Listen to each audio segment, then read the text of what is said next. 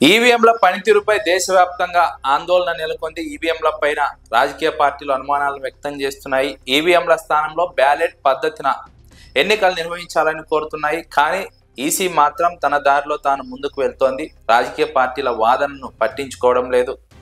అదే సమయంలో బీహార్ ఎన్నికల సందర్భంగా ఈసీ కీలక నిర్ణయం తీసుకుంది. రాజకీయ పార్టీ అభ్యర్థితో పాటు ఆ పార్టీకి సంబంధించిన గుర్తును కూడా ఈవీఎంల పైన ముద్రించాలని నిర్ణయం తీసుకుంది.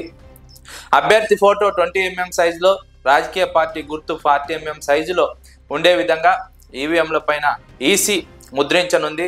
ఈ కీలక నిర్ణయాన్ని బీహార్ ఎన్నికల్లో అమలు చేయనుంది. అయితే ఈ నిర్ణయం ద్వారా ఎలాంటి ఉపయోగం లేదని రాజకీయ పార్టీలు అభిప్రాయపడుతున్నాయి. ఎందుకంటే మొత్తంగా ఈవీఎంల పనితీరుపైనే ఆందోళన వ్యక్తం చేస్తున్నారు, అనుమానాన్ని వ్యక్తం చేస్తున్నారు. వాటి స్థానంలో బ్యాలెట్ పద్ధతిలో ఎన్నికలు నిర్వహించాలని డిమాండ్ చేస్తున్నారు. అలాంటప్పుడు అభ్యర్థి ఫోటోను, అభ్యర్థికి సంబంధించిన పార్టీ గుర్తును పెద్ద సైజులో ముద్రించడం ద్వారా వచ్చే లాభం లేదని రాజకీయ పార్టీలు విమర్శిస్తున్నాయి. ఈసీ మాత్రం తన వాదనను సమర్థించుకుంటుంది. రాజకీయ పార్టీల వాదనను పట్టించుకోవడం లేదు. ఉద్దేశపూర్వకంగా విపక్షాలు ఆరోపణలు చేస్తున్నాయని ఈసీ ప్రతిదాడి చేస్తున్నటువంటి నేపథ్యాన్ని రాజకీయ విశ్లేషకులు ప్రస్తావిస్తున్నారు. ఓట్ల చోరీ అంశం గురించి రాహుల్ గాంధీ ఈసీ పైన తీవ్రమైనటువంటి విమర్శలు చేశారు. ఓట్ల చోరీకి ఈసీ సహకరించిందని ఆరోపించిన నేపథ్యంలో ఈసీ కూడా రాహుల్ గాంధీ వ్యాఖ్యలపైన స్పందించింది. రాహుల్ గాంధీ అఫిడవిట్ దాఖలు చేయాలని కోరింది, లేదంటే దేశ ప్రజలకు క్షమాపణ చెప్పాలని కోరింది.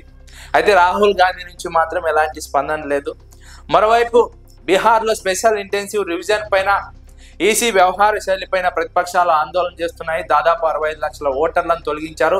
ఇవన్నీ కూడా ప్రతిపక్షాలకు సంబంధించిన ఓట్లు. బీహార్లో ఎన్డీఏని గెలిపించడానికి ఈసీ ఈ తరహా నిర్ణయం తీసుకుంది. ప్రతిపక్షాలకు సంబంధించిన ఓటర్లను తొలగించిందని ప్రతిపక్షాలు ఆరోపిస్తున్నాయి, ఆందోళన చేస్తున్నాయి. సుప్రీంకోర్టుకు వెళ్ళాయి. సుప్రీంకోర్టు కూడా ఈ అంశం పైన కీలకంగా స్పందించింది.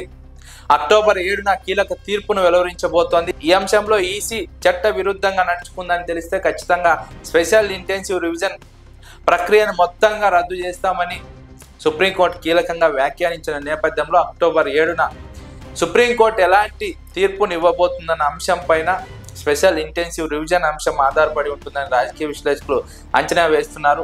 ఒకవైపు స్పెషల్ ఇంటెన్సివ్ రివిజన్ పైన రాజకీయంగా రచ్చలేవడం, అదే సందర్భంలో ఓట్ల చోరీ అంశం పైన రాజకీయంగా ప్రతిపక్షాలు ఆందోళన చేయడం, గతంలో ఎన్నడూ లేని విధంగా ఎన్నికల కమిషన్ ఇప్పుడు మాత్రమే ఆరోపణలు ఎదుర్కొంటున్నట్టు రాజకీయ విశ్లేషకులు అంచనా వేస్తున్నారు. గతంలో జవాబుదారీ విధానంతో ఎన్నికల కమిషన్ నడుచుకుంది. ప్రతిపక్షాలకు ప్రాధాన్యత ఇచ్చింది. ప్రతిపక్షాల సమస్యలను పరిష్కరించినప్పుడే ఎన్నికల వ్యవస్థలో ఎలాంటి సమస్యలు ఉండవు, ప్రజాస్వామ్యంపై నమ్మకం ఉంటుంది.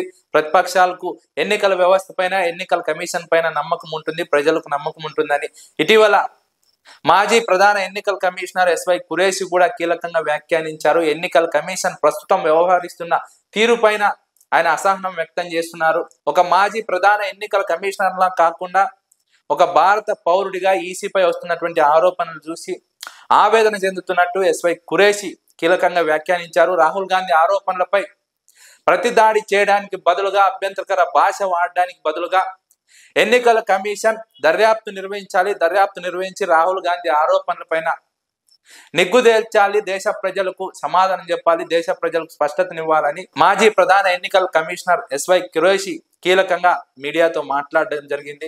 ఈసీ వ్యవహార శైలిని మాజీ ప్రధాన ఎన్నికల కమిషనర్ కూడా తప్పుపడడం జరిగింది, అసహనం వ్యక్తం చేయడం జరిగింది.